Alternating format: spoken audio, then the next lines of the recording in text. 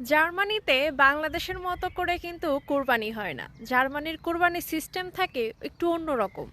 আমাদের দেশে যেমন কোরবানির সময় গরু ছাগলের হাট হয়, জার্মানিতে কিন্তু কোরবানির জন্য কোনো গরু ছাগলের হাট থাকে না। আপনাকে পশু কিনতে গেলে যদি আপনাকে পশু কিনতে হয়, আপনাকে যেতে হবে গরুর ফার্মে। মানে পশুর ফার্ম থাকে এবং ফার্মগুলো সাধারণত দেখা যায় শহরের বাইরে থাকে। এবং আপনারা যারা মুসলিম আছে, মুসলিমদের দ্বারা পরিচালিত কিন্তু অনেক ধরনের ফার্ম থাকে। আপনি সেসব ফার্ম থেকে গরু কিনতে পারবেন। তবে গরু যে কিনলেন, গরু কিনে নিয়ে এসে কিন্তু আপনি বাসায় নিয়ে আসতে পারবেন না। আমাদের দেশে যেমন গরু ঠরু কিনে এনে ঘরের সামনে বেঁধে রাখা হয়, শোডাউন দেওয়ার মতো সবাইকে দেখানো হয়, বেশ একটা ফুর্তির ব্যাপার ট্যাপার কাজ করে। এরকম কোনো সুযোগ নেই। আপনাকে কিনে পছন্দ করে তাদের ওখানেই রাখতে হবে। এবং শুধু তাই না, আপনি আপনার বাসার সামনে কিন্তু গরু কাটাকাটিও করতে পারবেন না। কারণ এতে পরিবেশ দূষণ হবে, দুর্গন্ধ ছড়াবে। এবং গরু কাটার জন্য আপনাকে হাউস বিল্ডিং কোর্স করা লাগবে।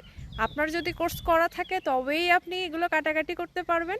আপনার যদি হাউস বিল্ডিং করা না থাকে তাহলে কিন্তু আপনি গরু কাটতে পারবেন না। এই তো গেল কাটাকাটির ব্যাপার। তাহলে এখন আপনার করণীয় কি? আপনার করণীয় হচ্ছে আপনি জাস্ট টাকাটা পে করবেন, টাকা পরিশোধ করবেন, কোন গরু কিনবেন সেটা জানাবেন, গরু পছন্দ করার পরে কত কেজি মাংস হবে তারা আপনাকে জানাবে। আপনার আপনার টাকা অনুযায়ী, আপনার বাজেট অনুযায়ী তারা আল্লাহর নামে কোরবানি দিয়ে আপনাকে মাংস কেটে কুটে রেডি করে রাখবে। আপনি আপনি জাস্ট কাজ হবে যেয়ে নিয়ে আসা। মানে এখানে হচ্ছে দোকানে মাংস কেনার মতোই সিস্টেম। ওই বাড়ি কোরবানি দিবেন বা মাংস নিজে হাতে কাটবেন এরকম কোনো সিস্টেমই নাই। তো বাংলাদেশের মতো করে ঈদ আসলে ইউরোপে হয় না। তো যারা হচ্ছে মনে করেন যে প্রবাসে থেকে নিয়ে ঈদ পালন করবেন, তাদের আসলে এইভাবেই করতে হয়। আদারওয়াইজ ঈদের সময় বাংলাদেশে যেতে হবে বাংলাদেশি স্টাইলে ঈদ পালন করার জন্য।